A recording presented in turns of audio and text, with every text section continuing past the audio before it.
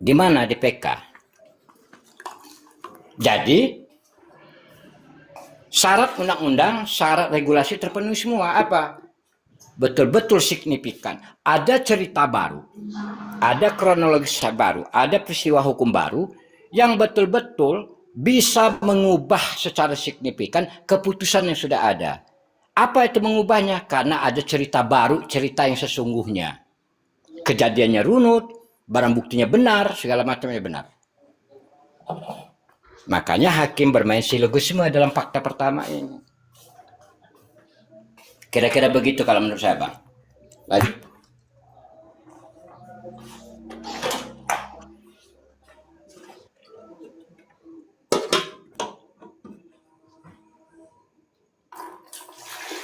Itu dari jam berapa Digo tadi? Digo. Jadi teleponan dari jam berapa Digo? Jam berapa ya? Jam 10 apa jam 11 gitu. Mana sih Digo? Orang lagi kerja di telepon.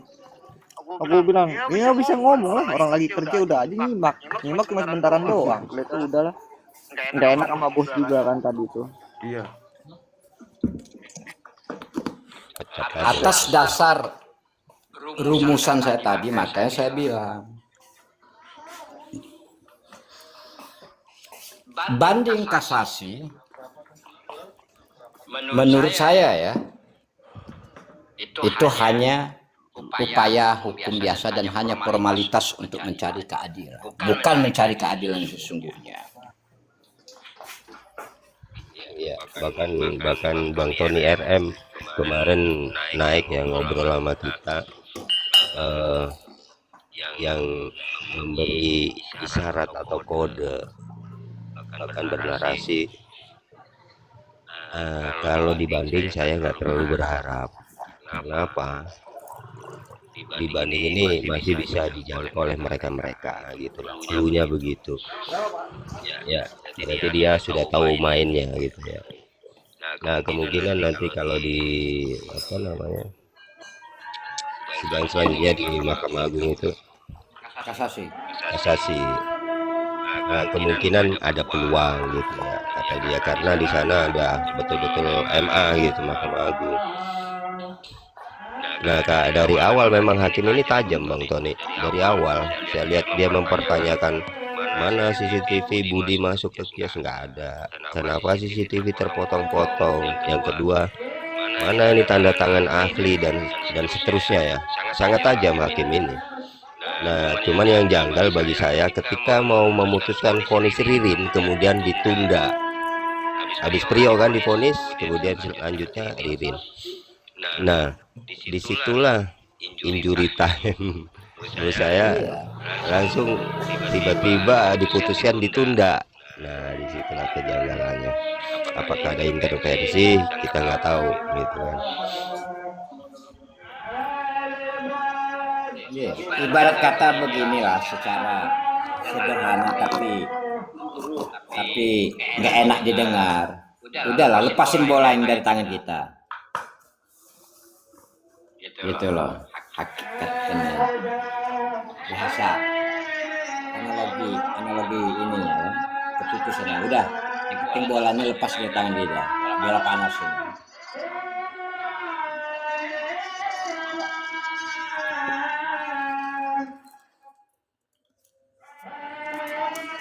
Makanya yang kita pikirkan kan PK. Mudah-mudahan cukup hukum, kemudian baik itu dari investigasi mandiri ataupun data-data yang dari Mabes Polri. Sekarang begini Bang Pat semua, apa dasar siapa sih yang ini ngaji tuh? Ini dulu Bang, izin Bang.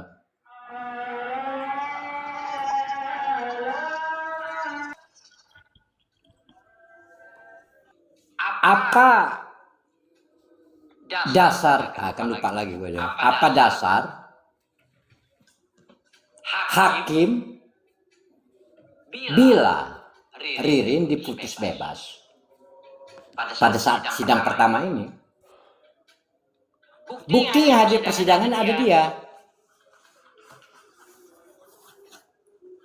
Iya nggak ada. Nggak ada kan? Susah juga kita menjawab itu kan. Iya.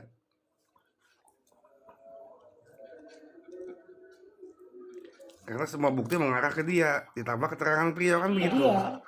Keterangan Priyo ke dia, sidik jarinya ke dia, CCTV-nya ke dia. Itu lemahnya, tidak ada yang menguatkan Ririn gitu ya bukti. Karena kalau saya lihat ini kan di tengah persidangan yang harusnya Priyo memberi kesaksian saat itu ternyata berubah haluan. Nah di situ saya lihat down. Ada peluang sebenarnya Bang. Motong kalimat, minta maaf. Ririn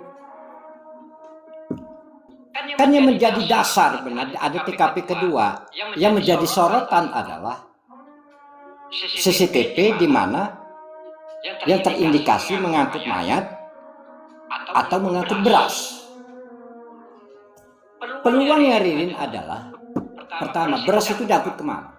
Kalau ke rumah. Ke rumah ini dia harus menghadirkan siapa saksi di rumah itu? Istrinya.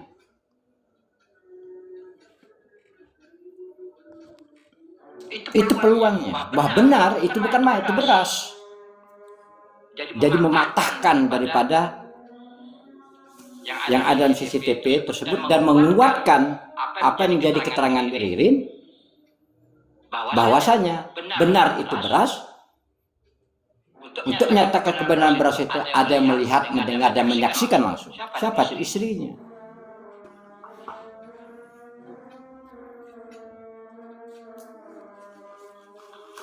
Tapi kan nggak ada di sini, diputus kan di situ kan? Ya itulah Bang, yang jadi lemahnya. Ya dikunci. Maka saya bilang mainannya norak banget yang gini-gini.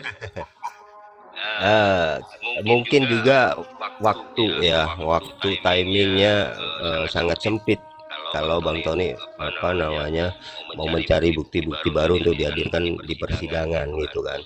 Nah yang kedua kan belajar dari kasus Vina yang dimana Rismon saat itu ya tiba-tiba mengekstrak aja gitu ya, karena prosedurnya tidak terpenuhi untuk dihadirkan di persidangan kan gitu Bang.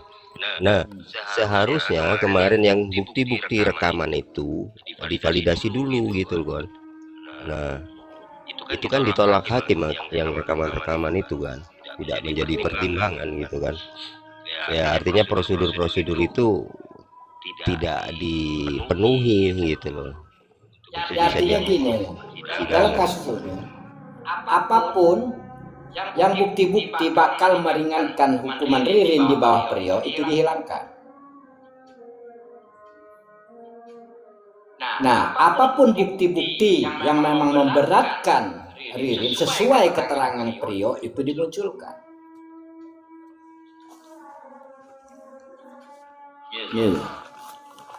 Karena saya dengar hasil ekstrak aja ada beberapa hal yang tidak dihilangkan kan, atau bukan dia ada barang itu tapi tidak dikemukakan. Iya, maksud saya bukti rekaman Bang Tony dengan ibunya Uis, Bu Teti, kemudian yang di lapas itu kan. Nah Bang Tony kan memohon kepada hakim untuk memutar itu. Nah, tapi syarat prosedurnya mungkin tidak terpenuhi Bang, itu dihadirkan di persidangan kan gitu, secara legal formal gitu kan. Nampak sekali dalam kasus ini barang bukti yang ada mereka berdua itu sengaja dikuatkan dengan fakta-fakta lainnya. Sementara temuan barang bukti yang lain yang terindikasi ada orang lain itu dilemahkan sekali. Kemudian kalau mengarah kepada TKP pertama kasus ini, itu akan terbongkarlah 4 orang. Makanya dilarikan kepada TKP kedua. Karena TKP kedua itu sudah didukung dengan CCTV, di mana CCTV tersebut sah dan meyakinkan hanya ada mereka berdua. Tapi nyatanya ada berempat. Nah, di rumah itu kan berempat lengkap. Ya, di tengah persidangan ketika Prio berbelok arah, kemudian diperkuatlah itu kan CCTV itu muncul. Kemudian yang kedua palunya muncul gitu kan. Yang dimana yang di BAP pertama itu dibuang di sungai kan gitu kan, bukan di got. Nah, inilah kemudian yang menjadi memperkuat itu tadi pertimbangan hakim itu ya. Nah, sementara di sisi Bang Tony sudah nggak ada waktu, mepet itu.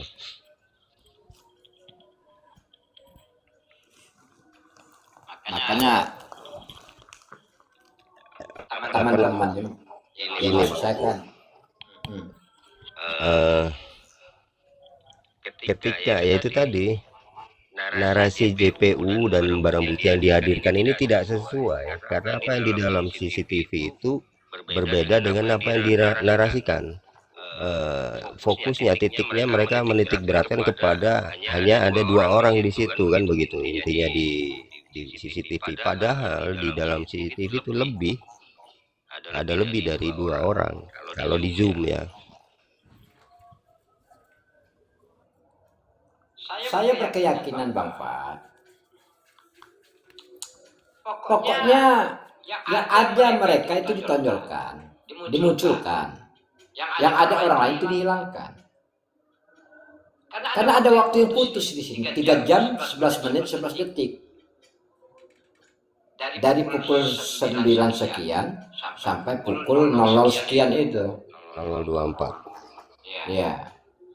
Berkesesuaianlah cerita ini kalau mau digali dengan si penjual ayam. Ya. Berkesesuaian lagi berdasarkan dokumentasi yang ada, foto-foto Inavis, ada itu Aqua yang memang terindikasi kuat, ada kumpul-kumpul.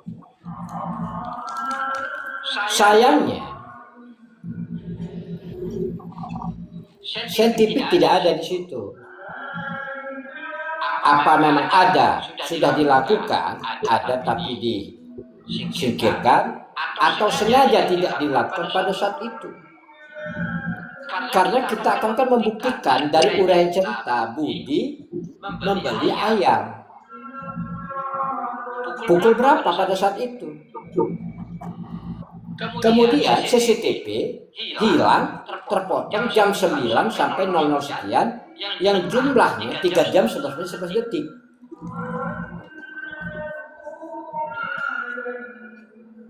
Nah, karena ditambah lagi, terlepas keterangan LD dicabut kembali atau tidak, terserah dia, bahwa dia melihat salinan BAP tersebut ada orang lain.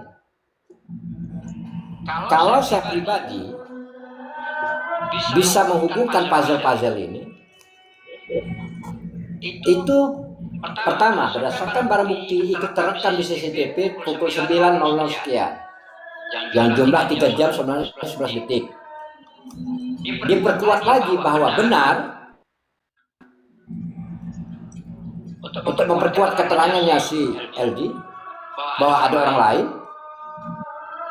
yang mengatakan bahwa Budi memesan ayam tersebut karena ada tamu. Berapa jumlah pesanannya?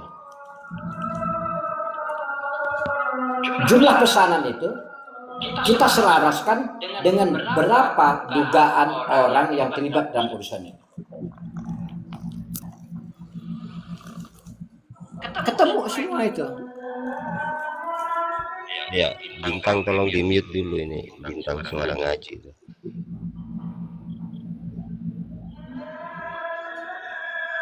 Terus Itu. Enggak tepat gua yang ngaji ini. Teman-temannya corong diarahkan ke gua. Mungkin karena dilihatnya jarang kumpul masjid kali. angin itu Bang Tony ngarah ke situ. Iya. Gitu kira-kira ya. Iya, kalau menurut ini saya ya, Ini mereka memutar otak bagaimana caranya agar cuma 2 orang ini aja yang nampak di CCTV. Maka dieditlah itu ya, diseleksi lah gitu ya, diseleksi CCTV itu kemudian dipotong-potong. Karena mereka tidak mendapatkan yang hanya 2 orang ini saja di CCTV, kecuali di pagar putih ya, yang dari nama pria sedang berjalan, maka yang warung itu pun akhirnya dihadirkan yang di kios. Kemudian yang orang putar balik ini entah salah motong atau kurang pendek atau gimana motongnya, sehingga mobil putar balik itu ngikut di dalam bukti tersebut. Yang artinya apa? Seperti dipaksakan gitu loh CCTV ini, walaupun mereka sudah menseleksi gitu ya. Nah, dikiranya ya di persidangan memang gak ada yang tahu ya. Setelah kita kulik, setelah kita zoom, ternyata bukti yang dihadirkan CCTV itu ada lebih dari 2 orang.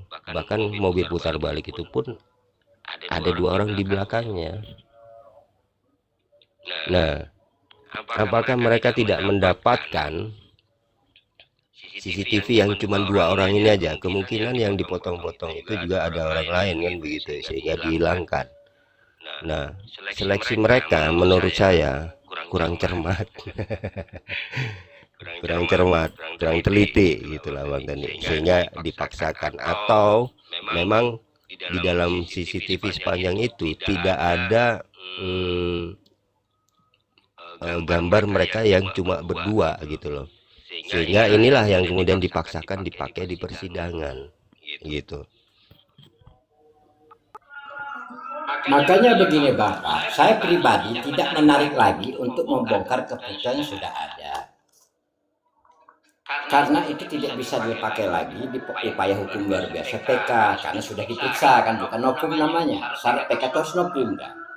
Saya akan mencari perihal baru, perihal yang sesungguhnya dalam kasus ini di luar perihal yang sudah dibahas atau disidangkan. Karena kalau sudah disidangkan tidak boleh lagi dibawa ke PK, karena sudah dianggap sudah dilakukan pemeriksaan. Dia akan gugur, sama seperti dilakukan Cince pada saat itu dalam kasus Pina. Saya akan bertanya dalam hal ini adalah kepada saksi, lagi-lagi akan saya ambil saksi yang namanya saksi hotel, resepsionisnya. Pada saat mereka masuk di hotel tersebut, itu atas nama siapa? Karena setiap orang masuk hotel itu pasti melampirkan KTP.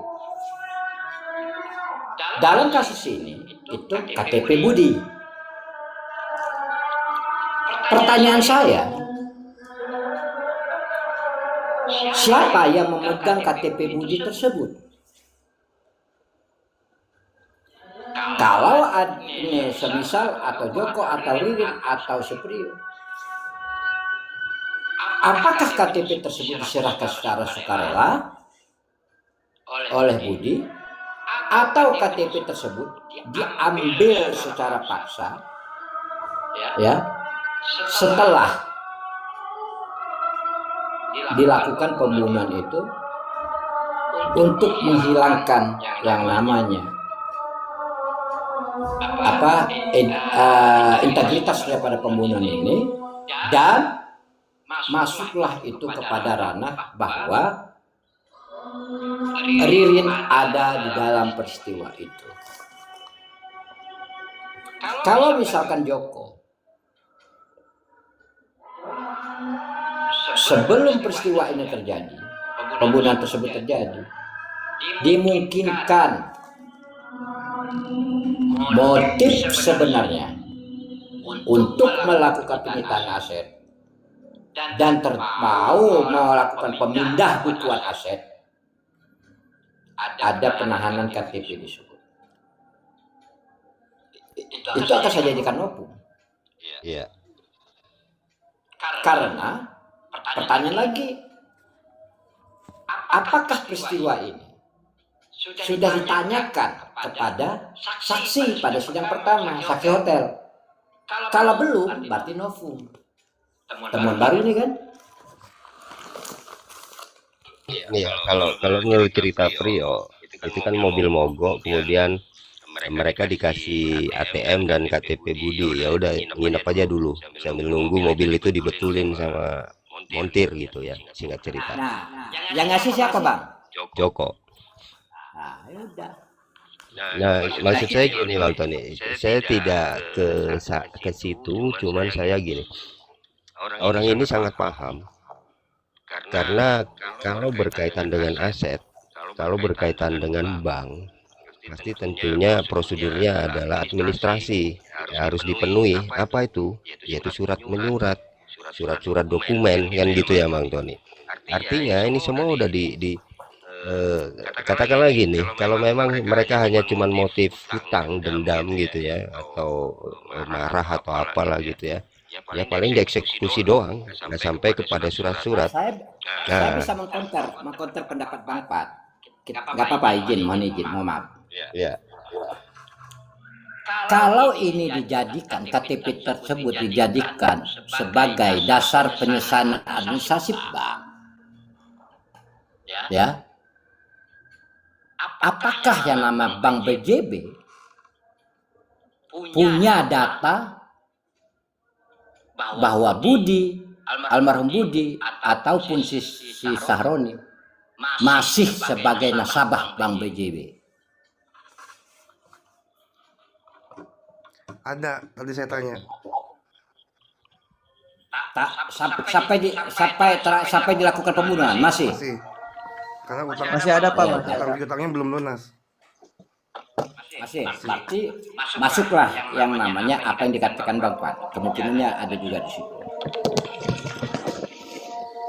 nah gini ya, menurut keterangan Ririn juga dan juga Pak Dudu ya, Pak Dudu, bahwa si Ririn disuruh Aye untuk yaitu tadi apa namanya membuat kakak baru gitu ya, KTP baru dan sebagainya. Nah, bisa jadi itu Bang Tony mengarah ke sana juga gitu. Tidak menutup kemungkinan ini juga akan Atau persiapan perolehan balik nama kan? ya begitu maksud saya, Iya. untuk memenuhi administrasi tadi gitu loh. Orang-orang ini sangat tahu gitu loh. Maksud saya sangat paham. Kalau memang tahu cuma dendam atau marah atau jengkel, nggak mungkin surat-surat juga dibawa kan gitu ya. Jadi kalau pencairan BJB memang si Aman Yani ini datang sendiri. Itu datanya ada. Yang dipasukan Dudu itu waktu buka rekening BRI. Jadi itu Aye yang nyuruh Dudu, nggak ada Ririn di situ. Ya, intinya ada di lawyer yang disuruh apa sebagai kuasa untuk mengambil itu kan. Nah, korelasinya ke situ kalau menurut dugaan saya. Jadi ini akan dikuasakan kepada ya tanda kutip ya lawyer yang bekerja sama dengan mereka gitu. Nantinya aset-aset ini gitu loh.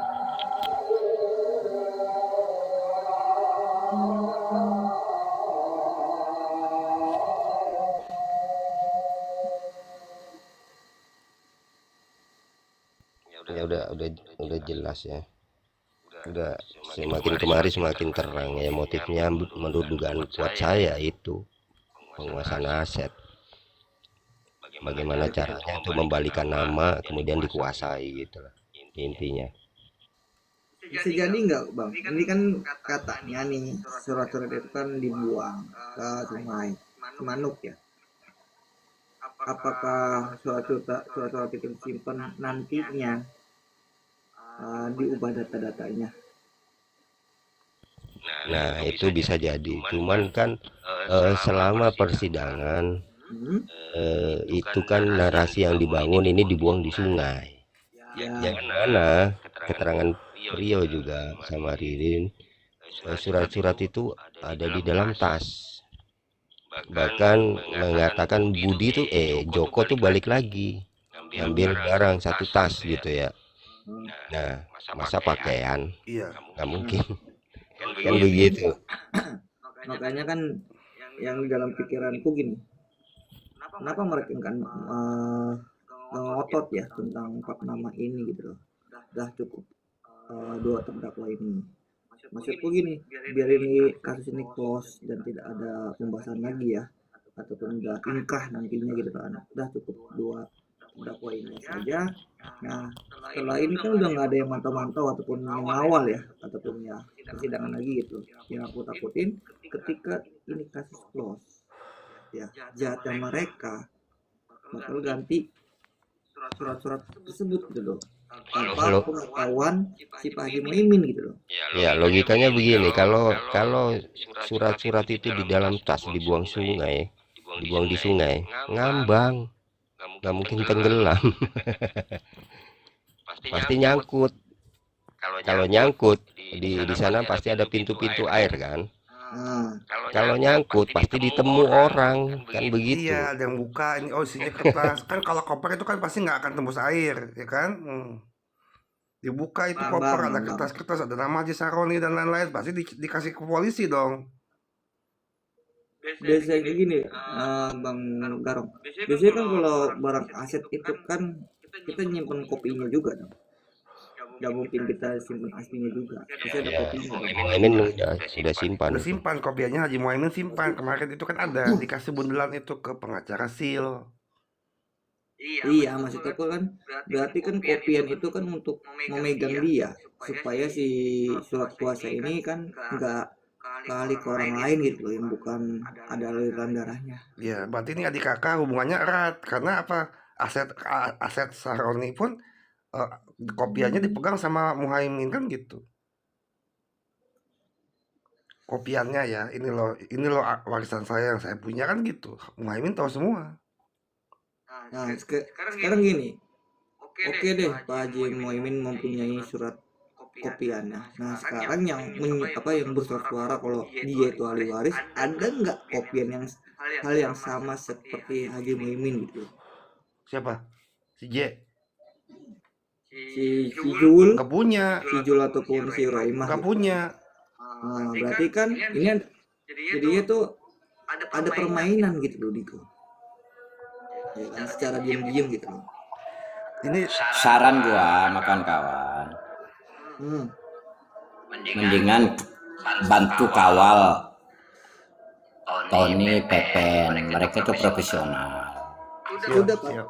Tadi Daripada ada orang lain yang pada akhirnya eh, mengganggu jalannya proses investigasi. Karena Pepen itu kan secara kapabilitas dan kapasitas dia memenuhi syarat.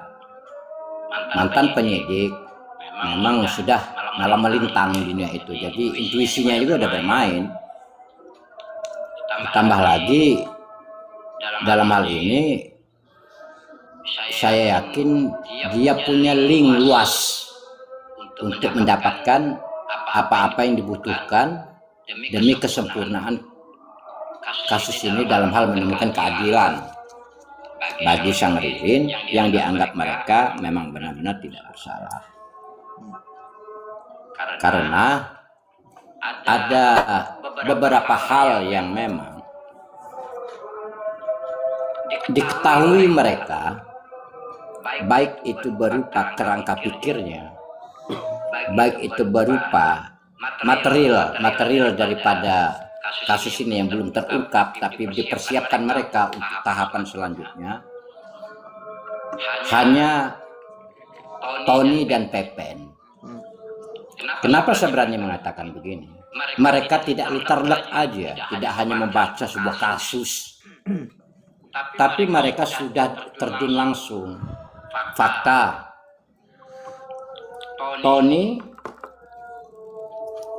dia awal cerita dia menemui Prio dan Ririn di LP atas dasar ada yang memberitahukan dia bahwa ini memang benar ada ketidakadilan. Pada saat ketemu dengan sukarela, tidak ada paksaan, Prio Ririn bercerita di rekod. Dari cerita-cerita ini yang direkod atas dasar sukarela, saya yakin ada yang disebutkan berupa barang bukti untuk menguatkan cerita ini, dalil yang diutarakan oleh Rio Ririn. Tapi barang bukti ini akibat keterbatasan waktu untuk dihadirkan di persidangan dan dia harus melalui uji keabsahan untuk memenuhi syarat diperoleh secara tidak melawan hukum, ini sudah tidak dikejar lagi. Tapi barang bukti inilah yang menjadi kunci nanti untuk membuat cerita baru di kemudian hari yang bisa menganulir atau mematahkan cerita yang sudah ada sekarang ini, yang sudah tertuang dalam keputusan. Makanya saran hukum saya adalah lebih baik teman-teman itu membantu khususon untuk Pepen, khususon untuk Tony RF. Yang lainnya hanya sekedar sumbangsih berpikir saja. Nah, gini Bang Garong, kalau ahli waris itu kan ada pihak pertama sampai pihak ketiga, ya kan? Nah, siapakah yang pihak pertama, kedua, ketiga dan didampingin dong sama salah satu yang sarjana hukum juga tuh, yang masalah tanah-tanah gitu kan, bidang tanah itu, pasti kan ada kayak gitu. Ya kandung lah, pokoknya kandung, saudara kandung.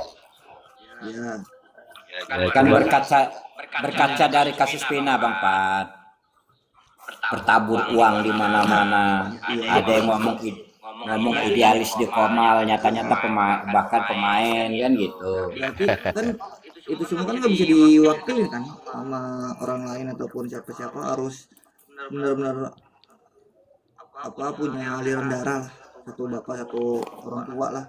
Ya aku nggak mau masuk ke sana, Host, karena itu ya urusan mereka lah soal itu. Cuman saya menangkap ada kejanggalan soal warisan ini gitu loh. Itu yang awal kecurigaan saya mulai muncul ya, kok kayak ada kejanggalan di ini. Kemudian saya telusuri siapa ini si botak itu, terus istrinya, terus kemudian kwitansi siapa yang nanda tangani. Kemudian saya lari ke banner penyitaan bank, surat-surat dibuang ke sungai. Yang terakhir pernyataan Haji Muhaimin. Nah, waktu itu masih pasal-pasal di otak saya. Nah, kemudian saya juga izin sama teman-teman waktu itu di Komal, bentar ya, ini kok kayaknya pasal-pasal ini ngumpul di otak saya, tapi saya belum menemukan korelasinya. Nah, setelah 1 hari ya mungkin atau setengah hari baru saya udah, apalagi yang Joko ambil itu surat-surat itu ya, yang satu tas itu kan. Nah, udah kebaca nih ini motifnya. Dugaan saya yaitu tadi penguasaan aset. Kalau cuman hutang, dendam atau jengkel ya paling dieksekusi doang atau dihajar, dah selesai, nggak mikir surat-surat kan gitu. Untuk membantu Riri membuktikan apa yang sudah diucapkannya, dalam ucapan itu ada nama Joko. Nama Joko ini ada, ternyata benar. Dengan apa? Dengan kesaksian di hotel. Nah, kenapa nggak ngejar yang namanya CCTV lainnya yang ada di hotel tersebut, untuk membuktikan bahwa benar kata Riri itu ada mereka bertiga, ada Joko, ada Prio. Ya gini Bang Tony, mumpung belum pada hilang gitu ya, apalagi Bang Tony RM satu kota, sangat mudah gitu ya untuk investigasi mandiri ya. Banyak CCTV, kan CCTV yang disita cuma 6 nih kan. Nah, saya coba kembangkan radius yang lebih daripada itu. Waktu itu pertanyaan pancingan saya, karena ini soal berhubungan vape itu ya, botol kaleng obat nyamuk itu. Waktu Pak RT itu naik, saya tanya, Pak RT, pertama nih ya soal itu, eh, apa di sepanjang jalan itu ada toko buka 24 jam. Kalau di situ nggak ada bang, tapi agak di sono tuh dia nyebut merek terkenal lah ya, Alfamart lah sebut saja gitu. Nah, itu 24 jam gitu kan. Oke, saya main ke sana, kemudian saya temukan juga nggak jauh dari situ, ya di situ orang jual ayam bakarnya dekat tikungan. Nah, kemudian yang kedua soal nama yoga yang makan-makan di sebelah 17-an Agustus itu juga saya tanyakan ke Pak RT ya. Nah, jadi mumpung gitu ya, mumpung pada belum hilang semua, ini bisa jadi novum nanti gitu loh. Nah, Ya. coba dicek itu yang di sana, siapa tahu. Karena logika saya begini, kalau rumah tangga biasanya satu dulu lah, habis baru beli lagi untuk obat nyamuk ya. Kalau beli 4 buat apa kan gitu kan ya. Nah, dugaan saya untuk menghilangkan bau itu. Nah, banyak lah pokoknya titik-titik apa yang perlu dicek. Nah, di hotel itu juga di dekat rel kereta api ya sebelah kanan kalau nggak salah itu ada CCTV. Ada CCTV itu kan hotel itu dekat rel kereta kan. Nah, coba main-main ke sana host. Saya yakin Pepen udah melakukan itu kok ke hotel ya. Dia intuisi penyidik, jadi dia. Udah, sekarang dia Tanya. lagi selidiki ya sekitar Jatibarang itu yang Joko turun. Apakah Joko warga sekitar, kan dia minta turun di situ. Iya, itu juga. Makanya saya tidak tertarik untuk membahas Amayani dulu. Saya tertarik dengan pergerakannya Ririn ini. Dia bersama Joko, ya udah kejar dulu Joko, karena Joko ini merupakan karcis Ririn bebas atau lepas dari tuntutan. Nanti Joko akan membentuk cerita yang lain, menguatkan bahwa Amayani itu ada,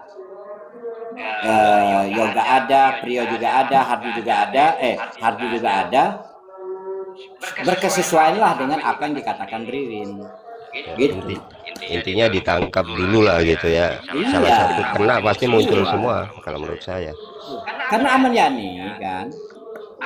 Yani jejaknya sedikit, dia hanya jejak masa lalu berupa bank. Ya kan?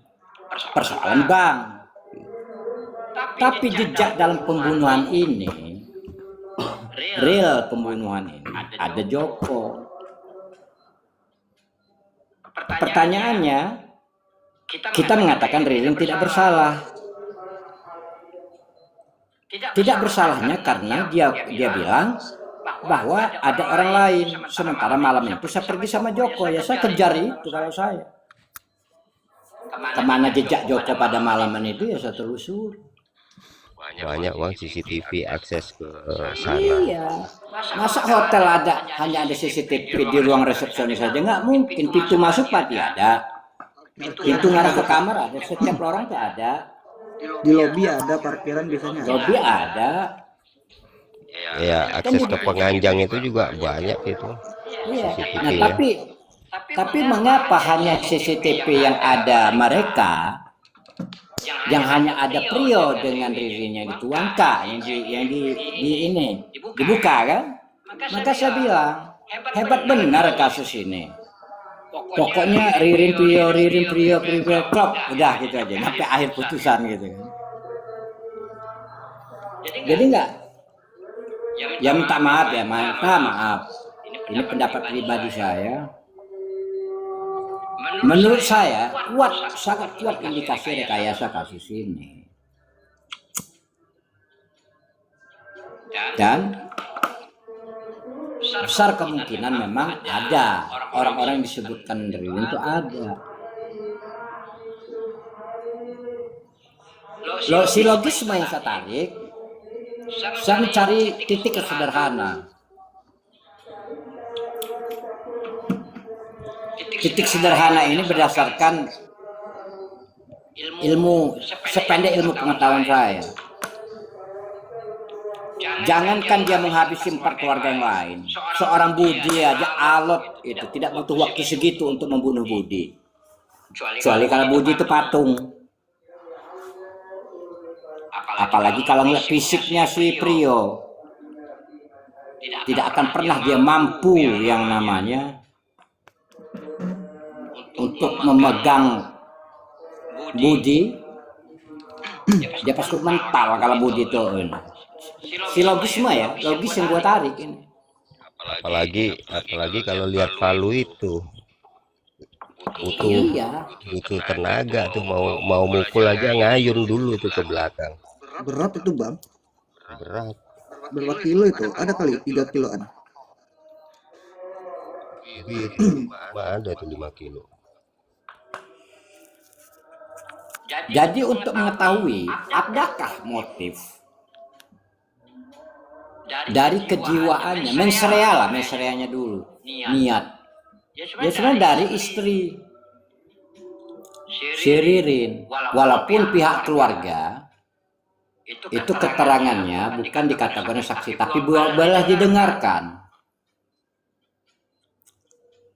Kekuatan hukumnya itu tidak mempunyai kekuatan hukum apa-apa, tapi boleh didengarkan.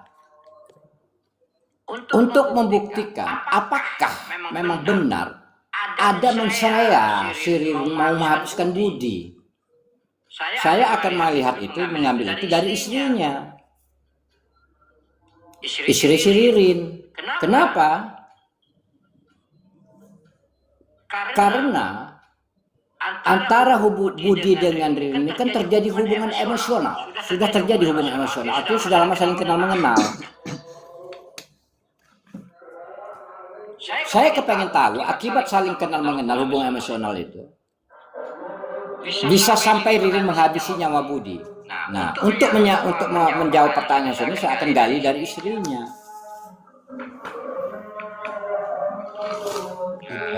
Ironis lagi di tengah persidangan atau sebelumnya istrinya menggugat cerai, ya.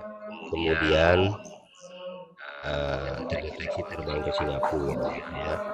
Ini seperti Iya, makanya saya bilang hal-hal yang memang bakal meringankan Ririn dan benar terbukti ucapan Ririn itu ya dihilangkan dalam kasus ini. Yang dimunculkan itu yang memang kuat bahwa dia terlibat kasus ini. ya, jangan ntar ada yang naik haji gratis. Iya. Tapi kan si istrinya Ririn ditanya, pernah nggak cerita Ririn mengeluh soal Budi? Nggak pernah.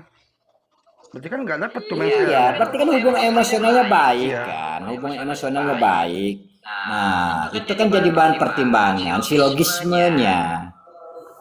Gitu loh, untuk apakah iya, apa sih motifnya si Ririn menghabiskan Budi?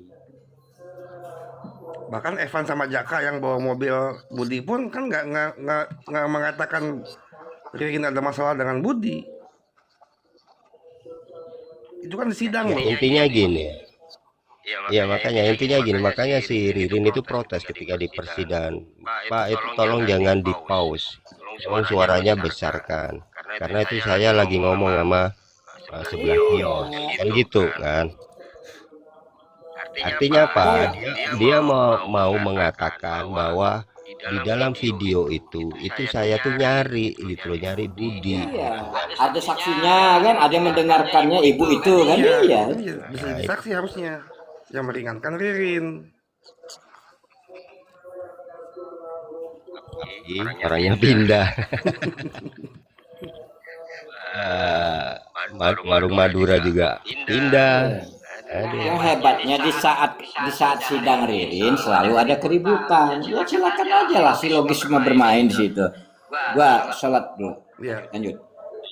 Yang lucunya gini Bang Tani, sebelum sholat, ketika jadi ribut di persidangan, harusnya yang dikeluarkan itu yang ribut dari ruang sidang, bukan terdakwanya yang dikeluarkan dari persidangan. Ya, tugas hakim kan begitu. Siapapun yang mengganggu jalan persidangan itu dikeluarkan. Ini enggak, supaya jangan nyerita lebih gitu kan. Malah terdakwanya yang dikeluarin dari sidang. Aduh, aneh.